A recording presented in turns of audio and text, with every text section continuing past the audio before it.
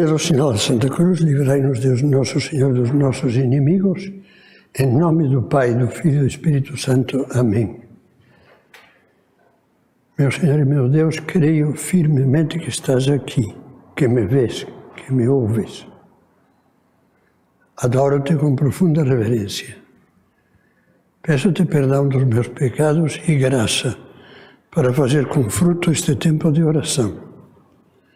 Minha Mãe Imaculada, São José, meu Pai e Senhor, meu anjo da guarda, intercedei por mim.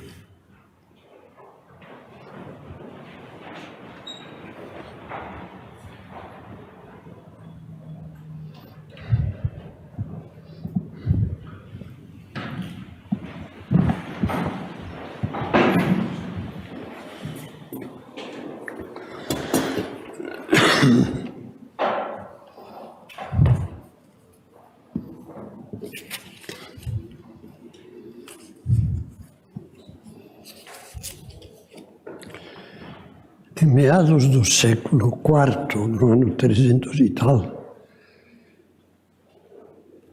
um dos padres da igreja, se chamam padres da igreja, aqueles bispos e sacerdotes que pregaram a doutrina cristã como um pão recém-saído do forno, porque estavam ligados aos primeiros cristãos, aquelas gerações que tinham conhecido os apóstolos. E esse padre da igreja, chamado Santo Hilário, que eu chamo às vezes Santo Hilário Pictavino, porque era bispo de uma cidade latina, na atual França, na Gália, que se chamava Pictavium, e hoje se chama Poitiers, Santo Hilário de Poitiers. Ele estava fazendo uma pregação, como era comum naqueles primeiros séculos, sobre os salmos. Era muito comum que estes padres da igreja, e em geral os pregadores, pegassem um livro da Bíblia e o comentassem passo a passo. São Gregório Magno, posteriormente, século VI, sétimo, comenta o livro de Jó. Santo Agostinho tem um maravilhoso comentário, vários volumes, se edita atualmente, sobre os Salmos. E Santo Hilário, uma das pregações que fez foi sobre os Salmos, o livro dos Salmos. E ele encontrou que se repetia muito nos Salmos uma palavra: o temor. Já sabem que o nosso recolhimento hoje tem como tema, primeira meditação, o temor, o medo. Segunda meditação, a esperança. E Santo Hilário, como qualquer outra pessoa, podia perceber que quando a Bíblia, os livros da Sagrada Escritura, falam de temor, falam de uma maneira um pouco desconcertante. Falam de uma maneira positiva. Por exemplo, Salmo 112. Feliz o que teme o Senhor. Nós achamos difícil que o medo nos torne felizes. Nestes 2 anos de pandemia, o medo da Covid não nos deixou nada felizes. E continua não nos deixando nada felizes. Mas o Salmo diz, feliz quem teme o Senhor. Outro Salmo, o princípio da sabedoria é o temor do Senhor. A primeira luz que nos dá a sabedoria espiritual é o temor do Senhor. Será que se entende isso? Eu diria, o princípio da sabedoria cristã é a luz da fé. É a luz. Ou, indo mais a fundo, o princípio da sabedoria é o amor. Descobrir o amor que se manifestou plenamente em Jesus Cristo. No entanto, a palavra de Deus diz, o princípio da sabedoria é o temor do Senhor. E Santo Hilário se deteve especialmente E achou a resposta a estas aparentes contradições no Salmo 34, onde se lêem as seguintes palavras: Vinde, filhos, escutai-me, eu vos ensinarei o temor do Senhor. E ele diz, o temor humano ninguém precisa ensinar. É uma reação emocional que nós temos. Para comentar literalmente, diz assim, é o receio experimentado pela fraqueza humana quando teme sofrer o que não deseja que lhe suceda. É perfeitamente expressado. Por exemplo, manifesta-se o medo, o temor perante a violência do mais forte. Manifesta-se por causa de alguma moléstia, uma doença. Encontro com um animal feroz. E por toda espécie de mal. Diz, surge na nossa fraqueza natural. Não precisamos aprender. Não precisamos, pois são as próprias coisas temidas que nos incutem o temor. E agora pega essa terceira frase de Salmos, vinde, filhos, escutai-me, eu vos ensinarei o temor de Deus. E então ele comenta, o temor de Deus deve, portanto, ser aprendido, visto que é ensinado. Não se situa no terror, mas na doutrina espiritual, na fé. Não provém do nosso receio natural, mas de uma vida pura e do conhecimento da verdade. Para nós, todo o temor de Deus está no amor. E o perfeito amor destrói o medo. Quer dizer que, na realidade, o santo temor de Deus é o contrário do medo. É uma lição que custa aprender, mas que conduz ao amor. Santo Tomás o aprendeu, o viu, melhor dizendo, perfeitamente. Tememos perder o que amamos. E aí já começa a haver uma reflexão interessante. Desculpem que eu vejo que estou com a garganta um pouco afetada, mas santa paciência. Vamos em frente. Santo Tomás dizia, todo temor nasce do amor. E Santo Agostinho, de uma maneira mais poética, dizia que o medo é o amor em fuga. Quer dizer, o amor que quer fugir daquilo que lhe pode roubar o seu bem, ou seja, daquilo que ama. Quem ama o dinheiro tem medo, tem pavor de perder o dinheiro. Quem ama algo tão positivo, tão amável como são os filhos, tem medo de perder o filho. Quem ama Deus sobre todas as coisas, teme mais do que tudo perdê-lo. Perder Deus nesta vida e perder Deus eternamente.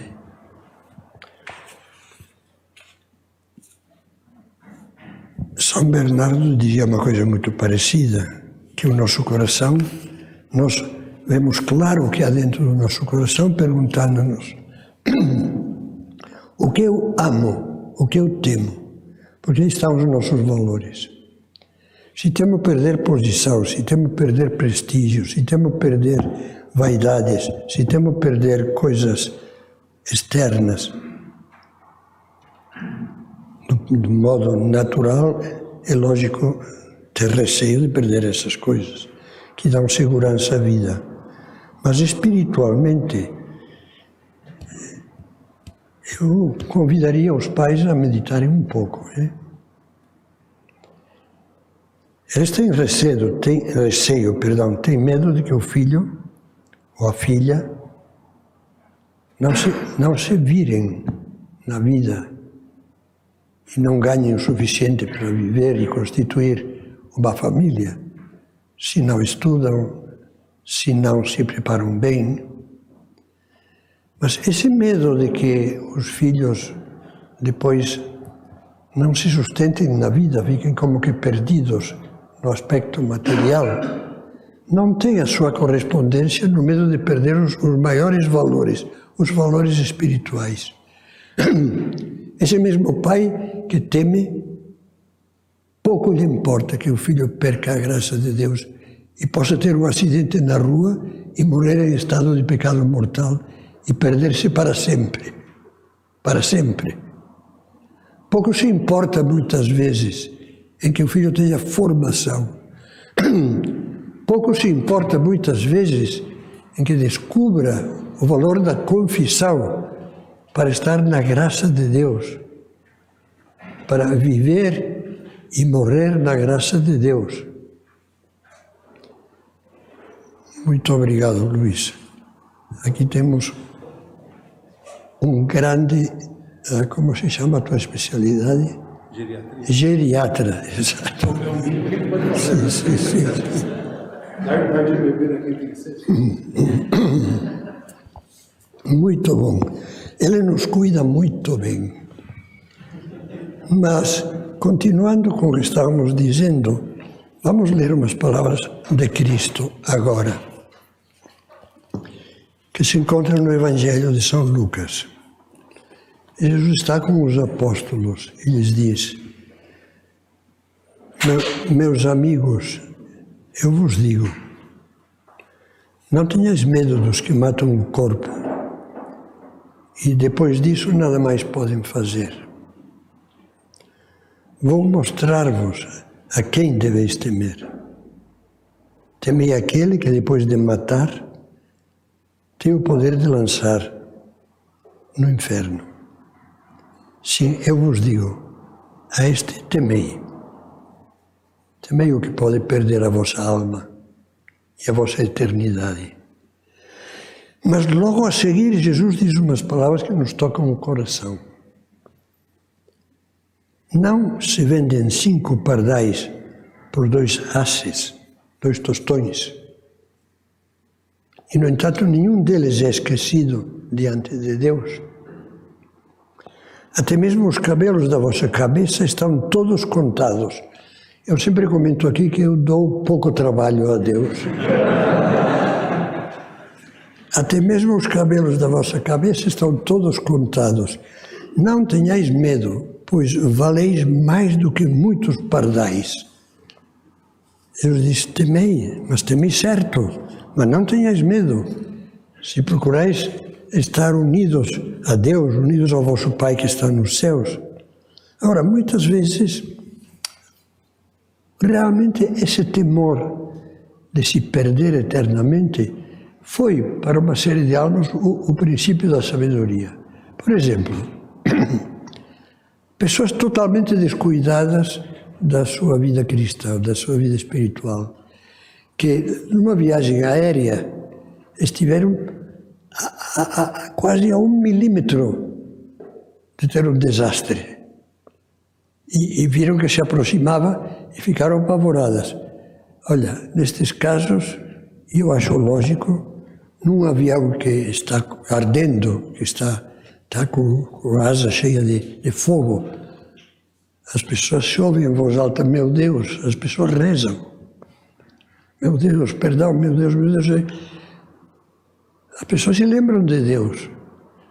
Alguma vez esse medo, nesses momentos em que se vê a fragilidade da vida humana, e que qualquer coisa pode ser o limite dessa vida, a fronteira entre a vida e a eternidade, qualquer coisa. Para algumas pessoas isso tem sido o princípio da sabedoria. Porque o que os moveu a dizer, que sentido tem a minha vida? O que eu faço? Isso vai dar em quê? Vai ser para quê?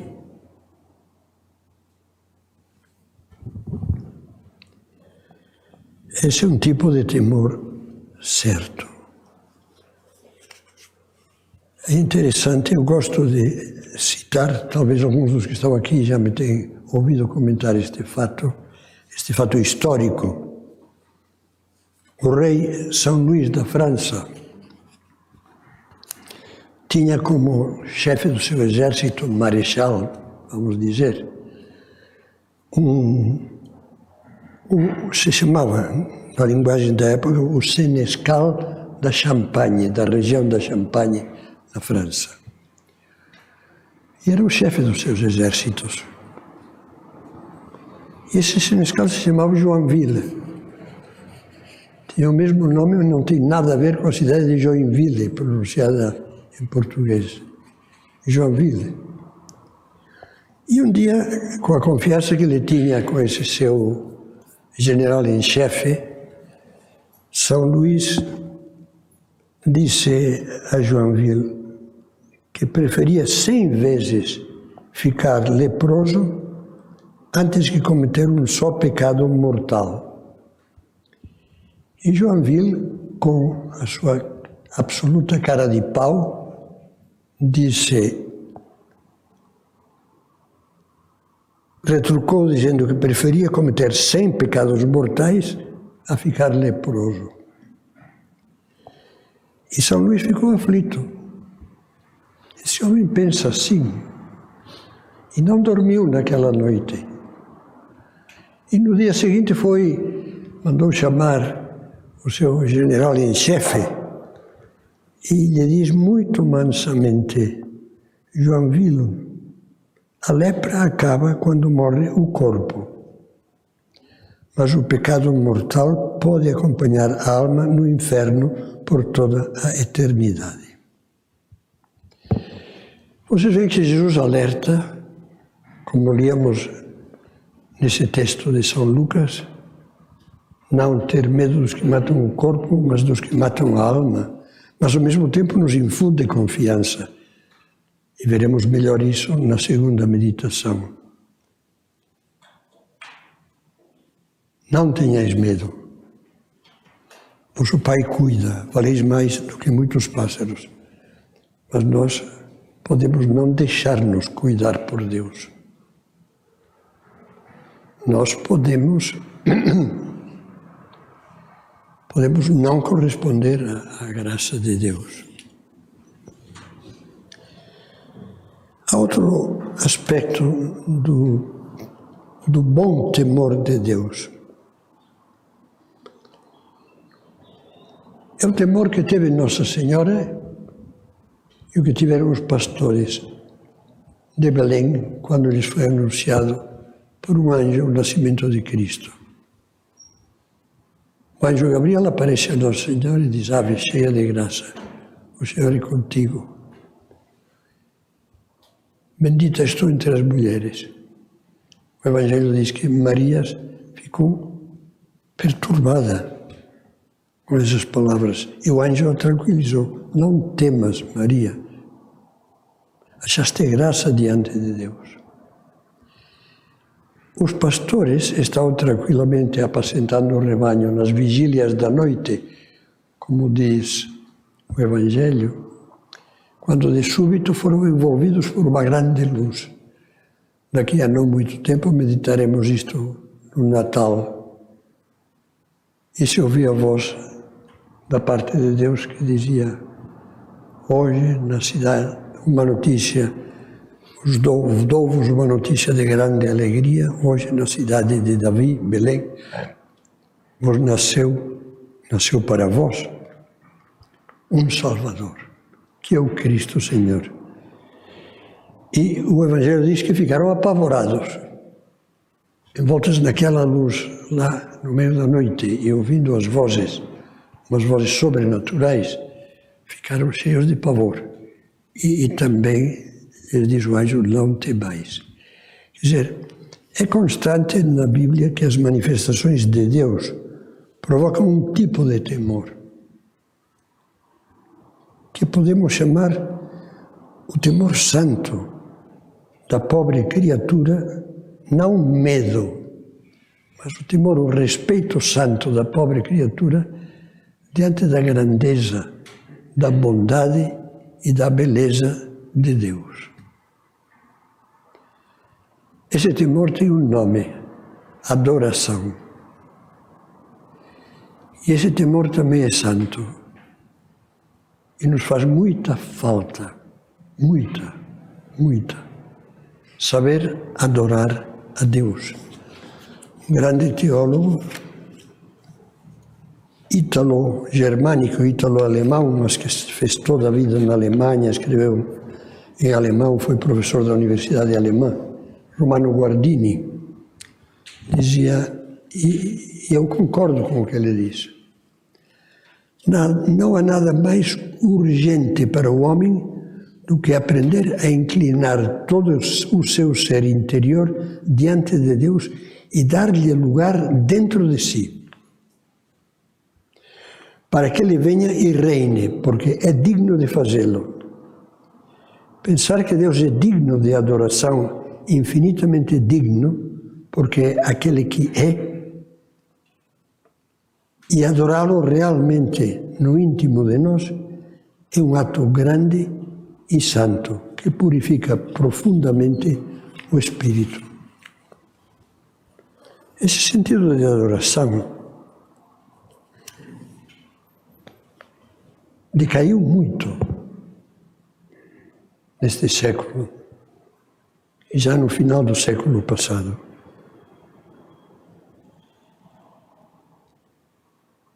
Era na igreja durante milênios vivido muito seriamente por todas as pessoas, santos e pecadores, mas era vivido muito intensamente em relação à Eucaristia. A Cristo, Deus e homem, presente no sacrário das igrejas. As pessoas, além da forma popular de adoração, que no Brasil até faz pouco tempo existia fazer o sinal da cruz ao passar diante de uma igreja, mas dentro da igreja não fazia o que se faz agora, que as pessoas passam na frente do sacrário como se não estivesse ninguém lá. Tanto faz como se nada estivesse lá. Vão curioseando, vão depois vão comungar de qualquer jeito. Não digo nada da indumentária de certas pessoas que, em vez de estarem numa igreja, parece que estão numa boate. E o respeito e a adoração. Eu concordo plenamente com Santa Isabel da Trindade, que dizia, a adoração é o êxtase do amor. A adoração vem quando a pessoa tem fé e amor. Diz, bom, aqui há uma coisa grandíssima. Deus está aqui, como diz aquela canção dos congressos eucarísticos.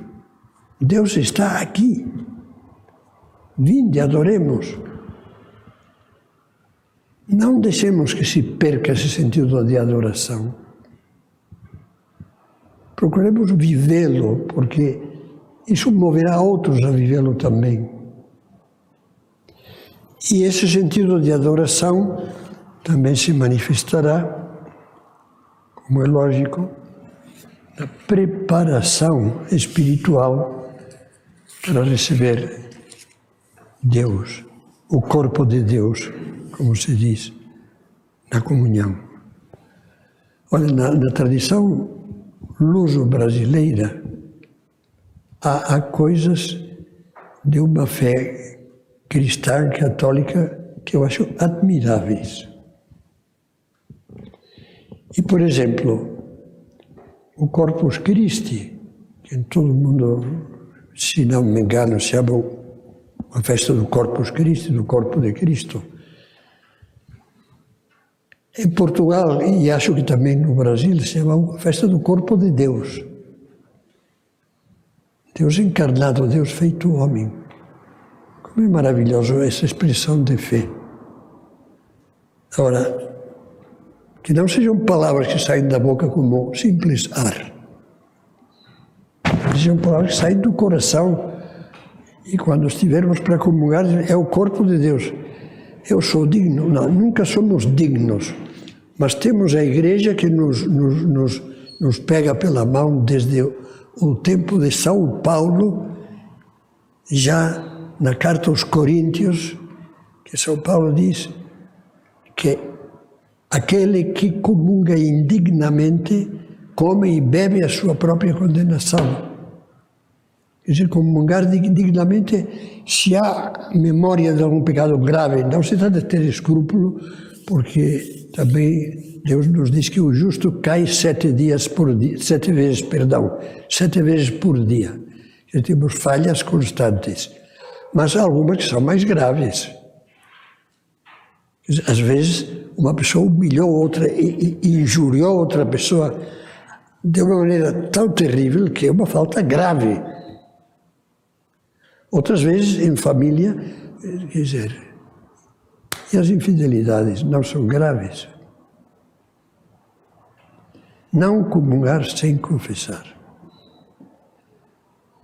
Não, por isso São Paulo diz, examine-se a si mesmo o homem. E depois de se examinar, coma deste pão e beba deste cálice. Isso não só não nos deve retrair da Santa Comunhão, como nos deve animar a viver na graça de Deus com muita seriedade. Veremos isso um pouco mais na próxima meditação, mas enfim, eu queria também dizer por que não procuramos participar mais de atos de adoração ao Santíssimo Sacramento. Algumas igrejas que têm adoração permanente.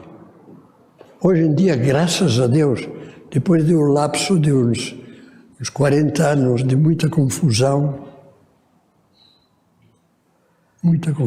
até de doutrina, mas graças a Deus já quase todas as igrejas têm um dia na semana, muitas na quinta-feira, que o Santíssimo Sacramento fica exposto para a adoração dos fiéis durante uma série de horas.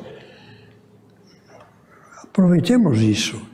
Aqui, neste oratório onde estamos agora, na véspera de toda a primeira sexta-feira, se faz adoração permanente durante a noite. Os rapazes que moram aqui se revezam, estão o tempo X, distribuem os horários da noite, e alguns de vocês já têm vindo aqui com filhos, às vezes até filhos, eu não digo filhos menores, porque filho menor, o lógico é que durma à noite e que boceje se o mete na igreja. Mas tem vindo aqui, tem pedido o horário e tem vindo aqui a fazer a adoração, na véspera da primeira sexta-feira. Mas isso também se faz nas igrejas, e há algumas que têm adoração permanente. Bom, saber fazer uma genuflexão. São José Maria Escrivá sofria tanto naqueles anos 70, 80, não, 80 ele não chegou, morreu em 74, 60, 70, em que havia verdadeiros disparates nas igrejas, clero, só Deus sabe avaliar, julgar, mas estava numa roda viva de confusões que vinham de todos os lados. E havia coisas que profanavam o Santíssimo Sacramento. E tem algumas reuniões de São José Maria com padres, colegas dele, diríamos, padres que se reuniam para ouvi-lo. E ele, na frente deles, dizia, olhem, eu vou fazer de jogral de Deus, mas vou fazer a genuflexão, assim como todos nós, os padres, deveríamos fazer, menos os que têm artrite ou artrose, porque não podem, simplesmente. E ele então fazia uma genuflexão pausada, com toda, lá no meio do lugar onde estava falando, e estimulava essas manifestações de adoração diante da grandeza de Deus é que se a grandeza de Deus diminui aos nossos olhos, nós diminuímos. Nós nos empequenecemos. Quem não se inclina diante de Deus, como dizia esse texto que eu li de Romano Guardini, quer que Deus se incline diante dele. Ou porque nega Deus, ou porque quer que Deus lhe diga amém, amém, amém a todas as besteiras que ele pensa ou faz. Não tem importância, tudo bem. Que seja Deus quem adore ele. Inverte de uma maneira monstruosa as coisas. Da mesma forma como hoje em dia, vocês sabem, tão bem quanto eu, os mandamentos da lei de Deus estão sendo espezinhados por certos movimentos que se impõem tiranicamente e são totalmente contrários à lei de Deus, à vontade de Deus. Vamos ter o santo temor filial, que é amor acordado, amor que acorda do sono. Receio de ofender a Deus. Não quero ofender. Quero descobrir em que coisa eu ofendo e lutar para vencer. Temor de sermos mesquinhos com Deus. Ao ver como Ele se entrega a nós, especialmente na Eucaristia, sentir um pouco de vergonha. Senhor, Tu te entregas totalmente a mim e eu te recuso minúcias, pequenezes. Muito bem. Vamos voltar ao que Jesus nos disse e nós líamos. Não tenhamos medo, pequeno rebanho, porque foi do agrado do vosso Pai dar-vos o reino. E eu anotei aqui uma última frase, porque queria concluir com esse pensamento. E com ele, e pedindo a intercessão de Nossa Senhora, eu concluo esta meditação. Que o nosso temor seja que eu não saiba corresponder, que seja incapaz de amar a Deus.